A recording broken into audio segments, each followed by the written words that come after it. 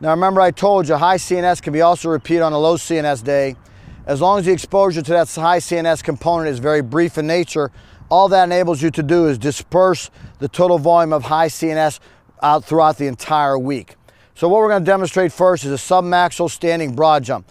The reason I say teach submaximal first is teach them to demonstrate landing skills. Once they perfect their landing skills, then they can move into a maximal effort standing broad jump, and then finally a maximal effort multiple response. But right now we're just going to teach submaximal, single response, one jump, check his landing skills, and then as he demonstrates over time the ability to land and absorb force, then we'll move to a greater distance and more of a max effort jump.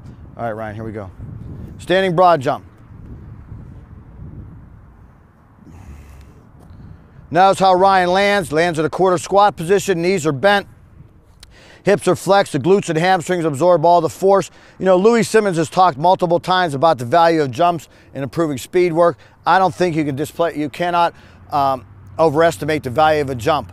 Whether it be a jump up on a box, whether it be a seated box jump, whether it be a standing broad jump, we always teach max effort single response first, making sure that we can secure our landing phase, we can secure the ability of the athlete to absorb force before we move on to more of a multi-response or reactive jump. The next jump we're going to show is a hurdle hop.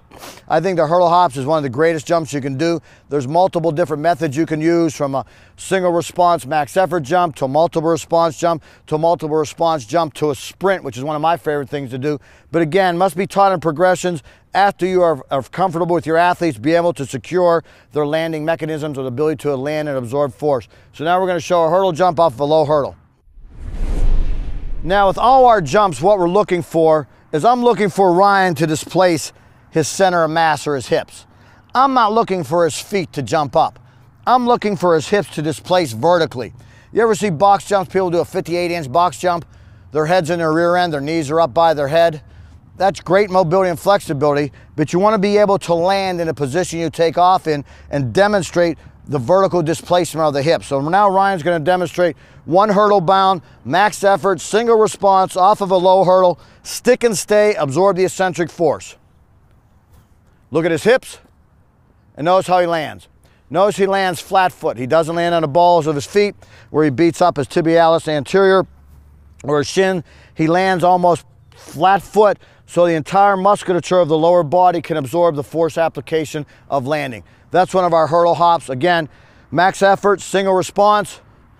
We'll see the ground contact times, the ground contacts in the book. Then we move to a multiple response after we've secured our landing mechanics, and then finally a multiple response to a sprint. These are two of our favorite jumps that we like to do with our athletes on a high CNS day.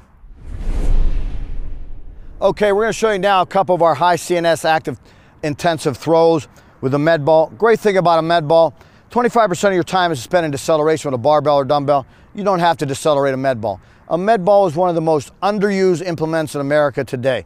It's great for developing triple extension, for power and speed, and for explosive power, for explosive application.